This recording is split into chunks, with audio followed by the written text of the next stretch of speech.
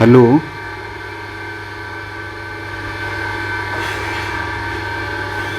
Student, good morning. हम BSc part third जो है उसका पेपर सेकंड पढ़ रहे थे और उसकी जो यूनिट फर्स्ट थी उसकी चर्चा कर रहे थे। इससे पहले हम इसके कुछ वीडियोस देख चुके हैं। आज हम क्या करते हैं, इसके पार्ट नंबर 5 और अंतिम की बात करते हैं। तो देखिए, आज हम पार्ट नंबर 5 और जो इस यूनिट का अंतिम टॉपिक है उसकी चर्चा करेंगे। तो उसमें आज का हमारा टॉपिक होगा कंसेप्ट्स ऑफ लिमिटिंग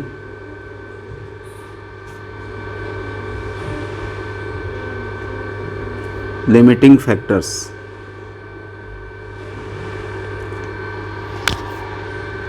इसे हम कहते हैं हिंदी में सीमाकारी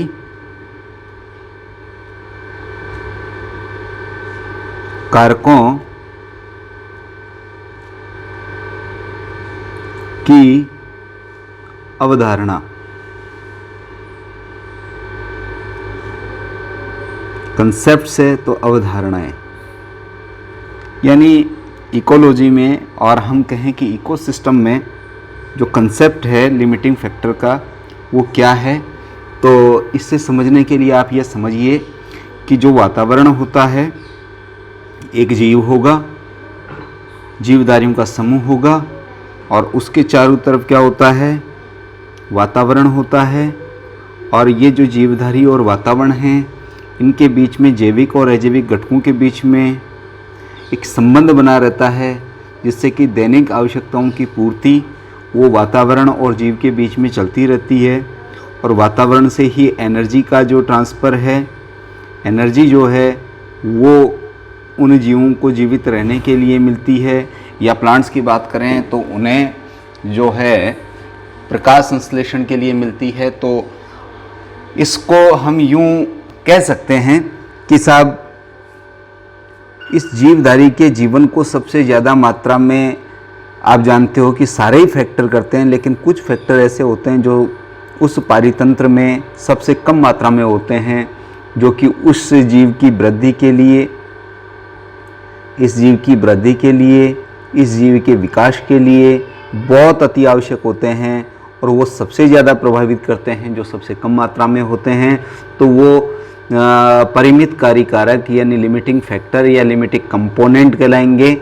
तो किसी भी जंतु को प्राप्त जितनी भी परिस्थितियाँ होती है उसमें वृद्धि और प्रजनन के लिए जितने पदार्थ उपस्थित होने चाहिए, उन पदार्थों में जो सबसे कम होता है वही इस चीज़ को सबसे ज़्यादा प्रभावित करता है। तो ये लिमिटिंग फैक्टर्स जो हैं इनको अलग अलग साइंटिस्ट ने अलग अलग समय पे दिया।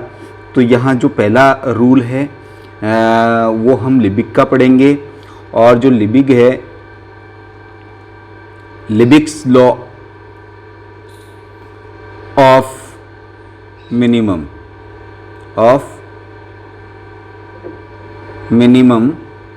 ये हम पढ़ेंगे। लिबिक्स लॉ ऑफ मिनिमम का मतलब यह है कि लिबिक का न्यूनता का सिद्धांत, इसे हम क्या कहते हैं हिंदी में कहते हैं लिबिग का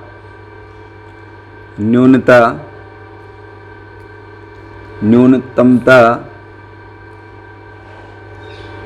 का सिद्धांत।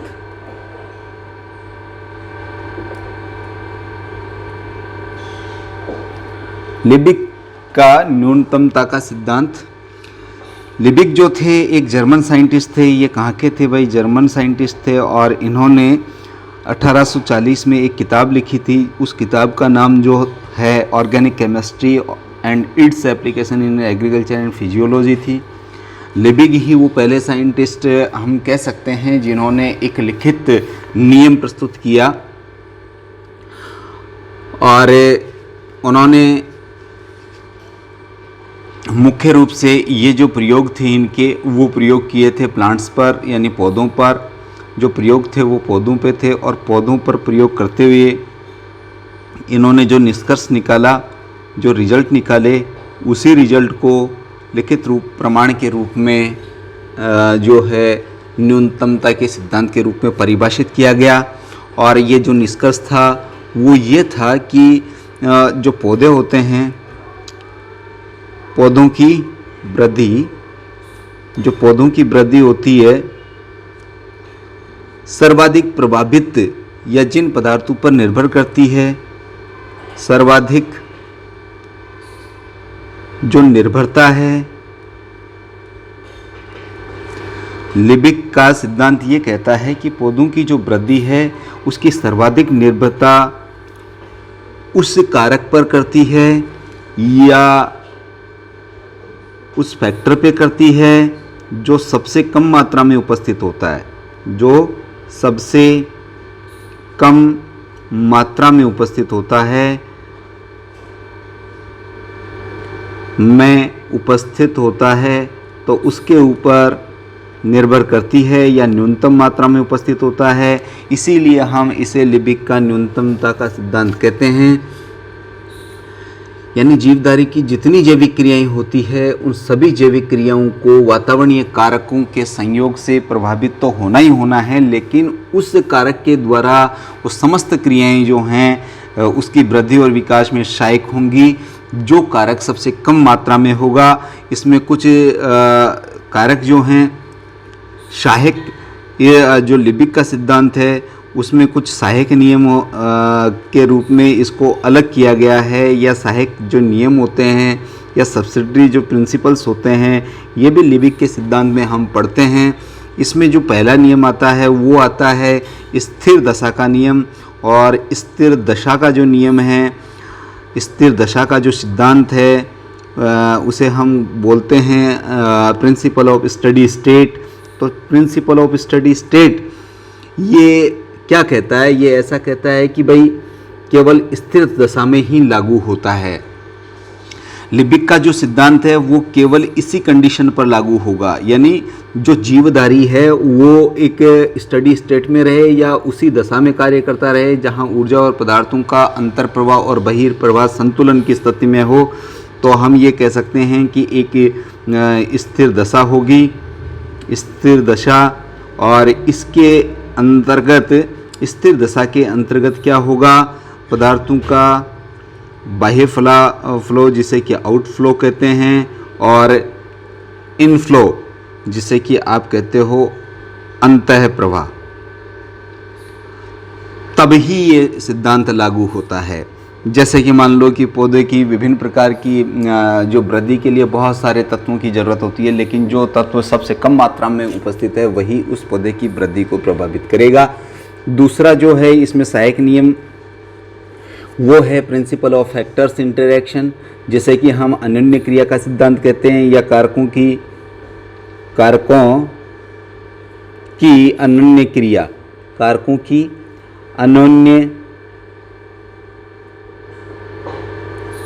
अनन्य क्रिया का सिद्धांत, कारकों की अनन्य क्रिया का सिद्धांत, ये दूसरा इसका सहायक नियम है।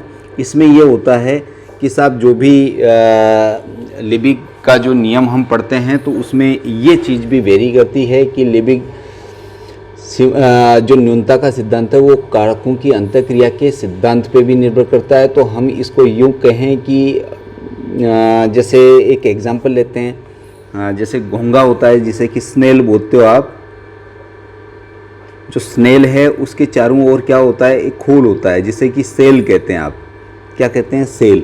इस सेल का निर्माण किससे होता है? इस सेल का निर्माण कैल्शियम से होता है। लेकिन अगर कैल्शियम नहीं हो तो इसकी जगह पर वो क्या करता है? अगर स्ट्रोंशियम की उपलब्धता खूब है तो वो क्या करता है? इस स्ट्रोंशियम का यूज करने लगता है। वैसे जनरली सेल का निर्माण किससे होता है? कैल्शियम से होता है, क्योंकि कैल्शियम कार्बोनेट का बना होता है। अरे भाई हम स्नेल की बात करें, स्नेल का मतलब क्या होता है? पाइला होता है ना। अरे पाइला होता है भाई, पाइला जो ये पाइला होता है, इस पाइला की मैं बात कर रहा हूँ। तो ये जो पाइला है, इस पाइला में जो ये चारों तरफ का खोल है, ये चारों तरफ का खोल है, ये इसका एपेक्स है। तो इस खोल का निर्माण किससे होता है? कैल्शियम से होता है। लेकिन अगर कैल्शियम की उपलब्धता नहीं हो और स्ट्रोंशियम अधिक मात्रा में वहाँ पर उपस्थित हो तो वो मोलस्क क्या करेगा, वो अपने कवच के निर्माण के लिए कैल्शियम के स्थान पर इसका उपयोग करने लगेगा। तो इसे हम कहते हैं कारकों की अंतःक्रिया हो जाएगी। तो ये दो सहायक नियम हमने देखे। अब हम सेकंड वाला लॉ देखते हैं। पहला लिबिक का न्यूनतम का सिद्धांत हो गया। अब हम देखते हैं सेल्फोर्ड का। किसका? Shelford. Shelford's law of dominance, law of tolerance,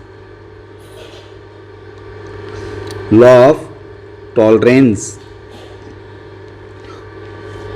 law of tolerance, इसको हम बोलते हैं हिंदी में सेल्फोर्ड। सेल्फोर्ड का सहिष्णुता या सहनशीलता का नियम।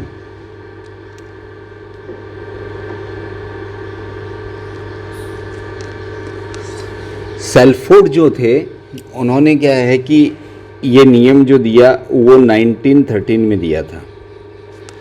और 1913 में ये जो नियम दिया, उन्होंने बताया कि मुख्य रूप से जो वातावरणीय कारक होते हैं, प्रकाश, ताप और जल, इनका प्रभाव जंतु के जीवन पर सीधा या हम कहें कि प्रत्यक्ष या अप्रत्यक्ष रूप से पड़ता है। तो इसके अंतर्गत हम सेल्फोर्ड का जो सहिष्णुता का नियम है वो इस तरह से कहता है कि साहब प्रत्येक जीवधारी वातावरण के सभी घटकों और स्वयं की परिवर्तनशीलता जो है या स्वयं के अंदर वृद्धि और विकास है एक निश्चित सीमा के अंतर्गत करता है। अगर उस सीमा के ऊपर अगर वो निकल गया तो असहिष्णु क्षेत्र आ जाएगा, और अगर उस क्षेत्र के अंतर्गत रहा, उससे नीचे चला गया तो भी असहिष्णु क्षेत्र बना रहेगा। तो इसको हम ये कह सकते हैं कि न तो केवल बहुत कम पदार्थ या अवस्था या बहुत अधिक मात्रा में किसी कारक की उपस्थिति, ये क्या करते हैं, ये उसकी सफलता की सीमा को निर्धारित करते हैं। तो हम इसको बोल सकते हैं कि जो जीवधारी होगा, जीवधारी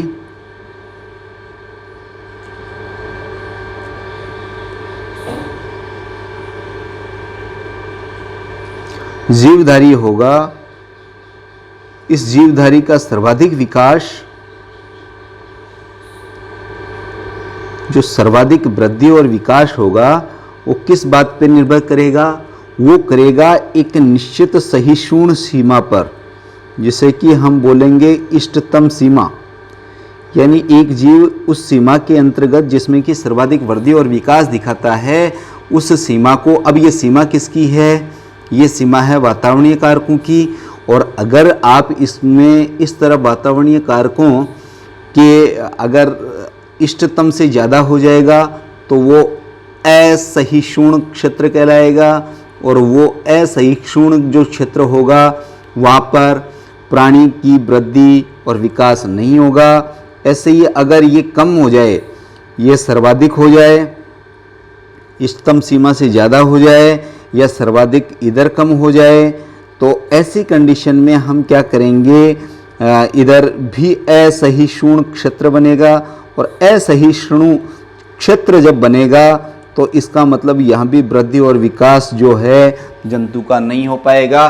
तो सेल्फोर्ड की सहनशीलता का जो नियम है वो ये कहता है कि प्रत्येक जीवधारी वातावरण के कारकों के साथ में एक निश्चित सीमा के अंदर सर्वाधिक विकास और वृद्धि दर्शाता है। और जहाँ पर जिस प्राणी की सर्वाधिक विकास और वृद्धि होती है वही क्या उसका क्या कहलाता है, सहिष्णु क्षेत्र कहलाता है।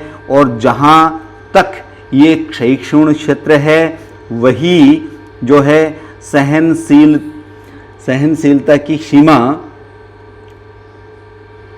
सहनशीलता की सीमा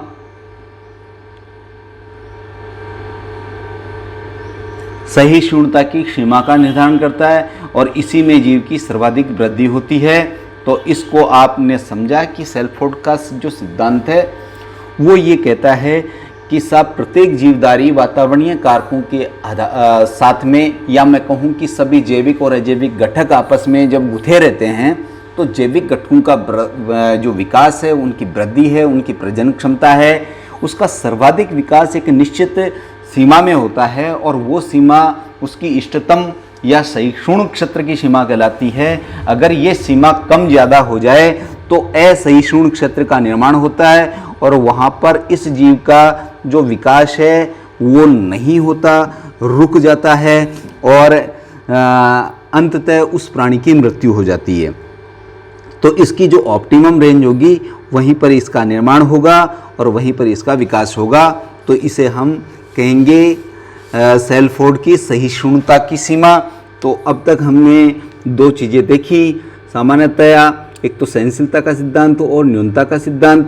तो इसमें जिन पदार्थों की जीवधारी को सबसे कम मात्रा में, एक बार फिर से मैं रिपीट करता हूँ, पहला नियम हमने पढ़ा कि अगर किसी प्राणी को जिन पदार्थों की सबसे कम मात्रा में आवश्यकता होती है और उनकी मात्रा, उनकी परिवर्तनशीलता और भौतिक कारकों का प्रभाव से वह नियंत्रित होती है तो उसका प्रभाव सबसे ज़्यादा निर्णायक होगा। तो एक शब्द में हम ये कह सकते हैं कि अगर पर्यावरण में किसी जीवधारी को बहुत सारे घटक प्रभावित करते हैं और उनमें से वो घटक जो सबसे कम मात्रा में उपस्थित है तो वो सर्वाधिक प्रभावित करेगा, ऐसा लिबिग ने कहा। इसीलिए लिबिग का न्यूनता का सिद्धांत कहलाता है। और दूसरा जो सेल्फोर्ड का सिद्धांत है वो ये कहता है कि जीवधारी वातावरण के सभी घटकों के साथ में और स्वयं की जो परिवर्तनशीलता है उसकी सहनशीलता की सीमा से नियंत्रित होता है, यानी सहनशीलता की सीमा के अंतर्गत ही प्राणी की वृद्धि और विकास होता है। और अगर हम बात करें कि सीमाकारी कारकों का महत्व क्या है, तो सीमाकारी कारकों के महत्व के आधार पर इनका जो सीमाकारी कारक होते हैं उन कारकों की इम्पोर्टेंस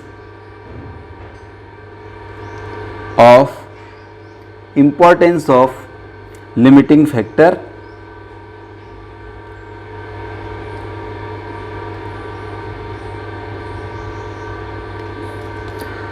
यानी सीमाकारी कारकों का महत्व क्या है। तो इसके आधार पर हम किसी भी जीव के वृद्धि और विकास को देख सकते हैं, किसी भी जीव के कार्यकी क्षेत्र का पता कर सकते हैं, किसी भी जीव का अधिक ताप पर, कुछ जीव क्या है कि अधिक ताप पे जिंदा रहते हैं, कुछ कम ताप पे भी जीवित रहते हैं, कुछ लवण में जिंदा रहते हैं, कुछ मिट्टी में जिंदा रहते हैं, तो उनका रीजन पता कर सकते हैं। ऐसे ही जो है कौन सा उसके लिए कार्यकी क्षेत्र होता है, कौन सा उसके लिए घातक क्षेत्र होता है, कौन सा उसके लिए सर्वाधिक वृद्धि वाला क्षेत्र होता है। तो इन सब चीज़ों का पता लगाने का जो कार्य है वो हम किसके आधार पे कर सकते हैं, लिमिटिंग फैक्टर्स की जो थ्योरी है उसके आधार पे कर सकते हैं। और अंत में हम निष्कर्षतः ये कह सकते हैं कि जो पारिस्थितिकी की समस्याएं होती हैं, जो इकोलॉजिकल प्रॉब्लम्स हैं, पारिस्थितिकी समस्याएं जो हैं उनका पता लगा सकते हैं, जो समस्याएं होती हैं उनका पता लगा सकते हैं, उनका निदान कर सकते हैं। उनका पता करना और उनका निदान करना ये भी इसके अंतर्गत हम ले सकते हैं। साथ में हम ये पता कर सकते हैं कि किसी भी जीव की वृद्धि और विकास के लिए सीमाकारी कारक क्या है। सीमाकारी कारक क्या है, तो कारकों का निर्धारण किया जा सकता है, कारकों का निर्धारण किया जा सकता है, ये भी इसके अंतर्गत आ जाएगा। और सीमाकारी कारकों के प्रभाव का अध्ययन किया जा सकता है। सीमाकारी कारकों के प्रभाव का अध्ययन कर सकते हैं हम। इसके आधार पर किसी भी प्राणी की जो है सहिष्णुता सीमा का निर्धारण कर सकते हैं। तो ये बहुत सारे जो हैं इसके अंतर्गत आप लिख सकते हो, जो कि एक कैटेगरी में आएंगे तो उनको हम कहेंगे इम्पोर्टेंस ऑफ लिमिटिंग फैक्टर। तो किस तरह से ये लिमिटिंग फैक्टर्स जो हैं जंतु के या जीव के जीवन को, उसकी वृद्धि को, प्रजनन को, विकास को प्रभावित करते हैं। तो सीमाकारी कारकों की अवधारणा के बारे में हमने देखा और यहाँ पर हमने 2 नियम पढ़े, एक लिबिक का न्यूनता का सिद्धांत पढ़ा और साथ में स्थिर दशा का सिद्धांत पढ़ा, कारकों की अन्योन्य क्रिया के बारे में पढ़ा, सेल्फोर्ड के सिद्धांत को पढ़ा। तो ये बहुत सारा हमने जो है इसके बारे में चर्चा की। तो अब हम अगले वीडियो में फिर से एक नई यूनिट के साथ में जो हैं हाजिर होंगे। तब तक के लिए आप सबको धन्यवाद और नमस्कार।